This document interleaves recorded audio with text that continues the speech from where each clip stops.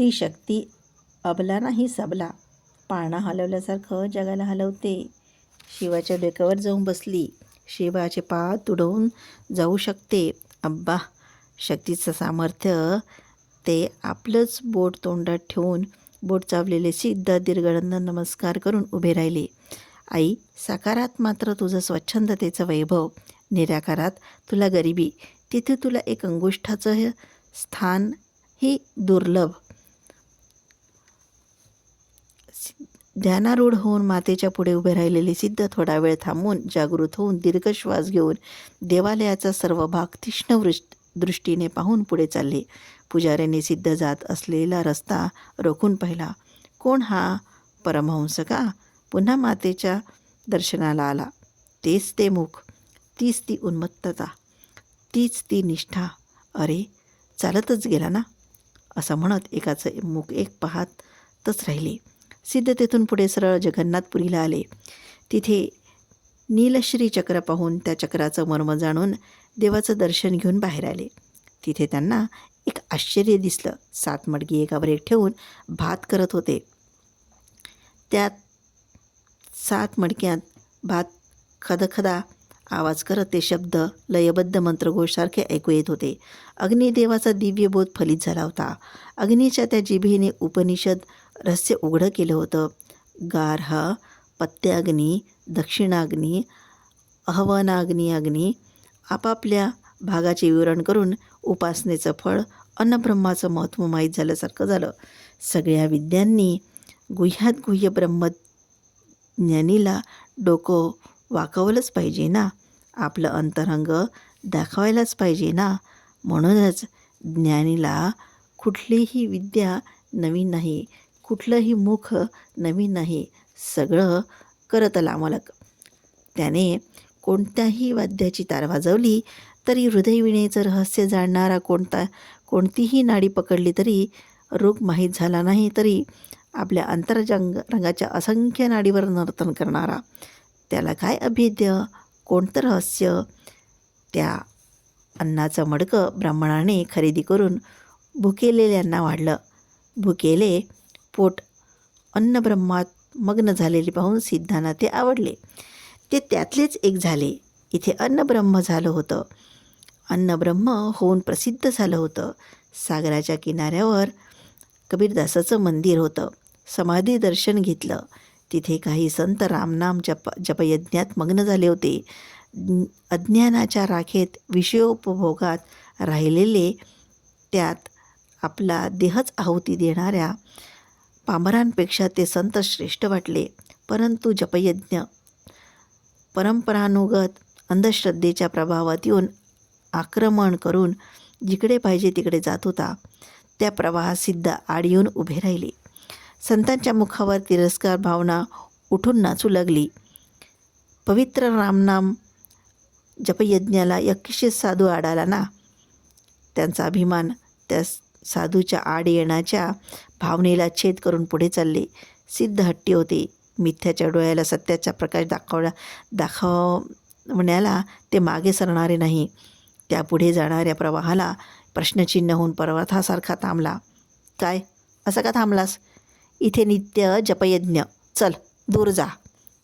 काही पाहिजे तर ते तिथे जाऊन विचार. राम राम रामा, संतांमध्ये एकानं म्हटलं. हो, तेच, हा जपयज्ञ पूर्ण व्हायला, त्याचं फळ तुम्हाला मिळावं, याचं रहस्य सांगायला लागलो मी. सिद्धांच्या ध्वनीत दृढता आणि धैर्य होतं. काय ते लवकर सांग. तुझ्यासोबत व्यर्थ कालहरण करण्यात आमचं मन नाही, संत आतुरतेने म्हणाला. हो, तुम्ही आता व्यर्थ कालहरण करताना पाहूनच मी सांगतो. सिद्धांनी दीर्घ श्वास सोडला. राम या श्वासाने निघालेला राम मंत्र, तो संत मंत्रमुग्ध झाला. ते सगळे स्तब्ध होऊन बसले. त्यात वयाने मोठे असलेले, अनुभवी असलेले एक संत पुढे आले. योगीवर्य, ते काय रहस्य सांगा, विनयानं विचारलं. संत श्रेष्ठा, तुमचं हे कार्य पाहून संतोष झाला, परंतु तुम्ही ते जाणून केलं तर जास्त फळ मिळेल. परंपरेच्या अंधानुकरणाने सत्य फळ पूर्ण मिळत नाही. वाल्मिकीने रामायण लिहिलं. ईश्वराने त्याचे 3 भाग करून 3 लोकात वाटले. परंतु राम ही 2 अक्षरे मात्र आपल्याजवळ ठेवली. राम म्हणजे शिवाचं हृदय. त्या रामनामाचा एकदा उच्चार केला तर भुक्ती मुक्ती सगळं प्राप्त होते.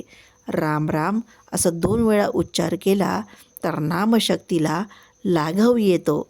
म्हणूनच सकृदुच्चार करायला पाहिजे. क्षणमात्र वृत्ती चंचल न होता तदाकार केली तर तत्काल परमात्म्याचा साक्षात्कार होतो. आणि पुन्हा एकदा नामोच्चार करताना पुन्हा देहभावाला यावं लागतं.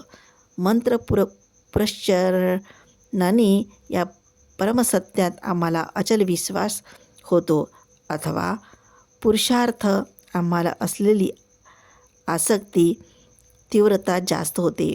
परमपुरुषार्थ असणारी एकात्म तत्वात श्रद्धा दृढतेने येते. म्हणूनच हा रामनाम जप समजून म्हणा, तुमचं सर्वांचं कल्याण होईल. सिद्धांच्या सुदीर्घ विवरणाने संतांच्या शरीरावर रोमांच उभे राहिले. समाधीतून उठलेल्या कबीरदासासारखे दिसले. रामनामाचा महिमा उघडून दाखवलेले ते महिमाशालीसारखे दिसले. त्या सगळ्यांनी भक्तीने मस्तक झुकविले.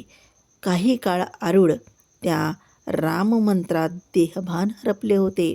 ते संत त्या मंत्रात देहभान हरपल्यावर सिद्ध तेथून उठून निघून गेले.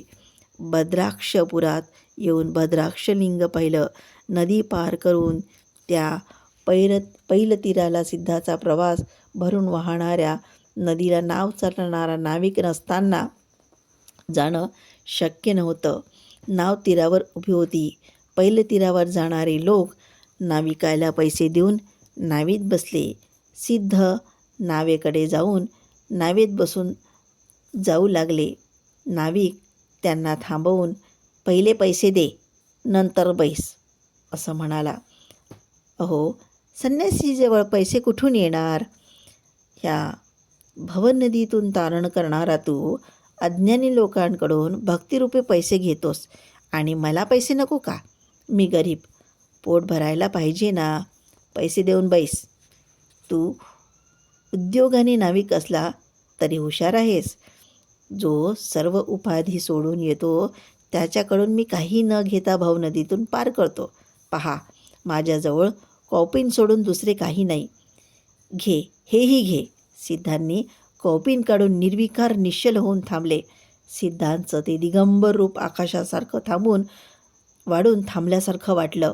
नाविकाला लाज वाटली. त्यांनी सिद्धाला आपल्या नावेत बसवून पैलतीराला नेऊन पोहोचवलं. नाविकाला त्या दिवशी जास्त पैसे मिळाले. त्या संन्यासी साधूचा महिमा असं समजून त्या सात्विक हृदय असलेल्या नाविकाने एक धोतर आणून सिद्धांना दिलं. सिद्धाने त्याच्या सद्भावाला होकार देऊन कौपिनसाठी जेवढं कापड लागतं तेवढंच घेऊन बाकीचं तिथेच थांबलेल्या भिक्षकाला देऊन पुढे निघाले. बंगाल प्रांत मागे टाकला. ओरिसाला आले. तिथे दारिद्र्याचं तांडव नृत्य चाललं होतं. अतिगरिबीने भुकेच्या संकटातून लोकांचं सद्गुण त्या दारिद्र्यातून निघून गेलं. प्रत्येकात क्रोध, संशय, निष्करुणा, नीचपणा प्रकट होत होता. रस्त्यात निर्गतिक दिगंबर देहाचं केवळ अस्थिपंजराचा संचार. पहिलेच गरीब देश आणि नंतर दुष्काळ आल्यावर त्याचं अंग अजूनच थरथरलं. थोड्या अन्नासाठी, एक घोट पाण्यासाठी वणवण फिरणारे लोक सगळे विसरले होते. ती भयंकर स्थिती पाहून सिद्धांच्या डोळ्यात अश्रू आले. तिथे भूक ब्रह्मांडा एवढी होऊन तोंड उघडून समोर आलेल्याला स्वाहा करण्यासारखी दिसत होती. एकाची भूक थांबवू शकतो, 10 लोकांची भूक थांबवू शकतो, 10,000ची भूकही काहीतरी करून कमी करू शकतो. परंतु देशच गरिबीत असताना कोणाला रस्ता दाखवणार? त्या जनमनाच्या किलबिशाला सृष्टीची सहनता चुकली असेल, सरकारची जागृतता तिथे चुकली असेल. म्हणूनच ही महाशिक्षा असं म्हणून सिद्धांनी गावाची चिंता सोडून अरण्यातून प्रवास सुरू केला. मार्गात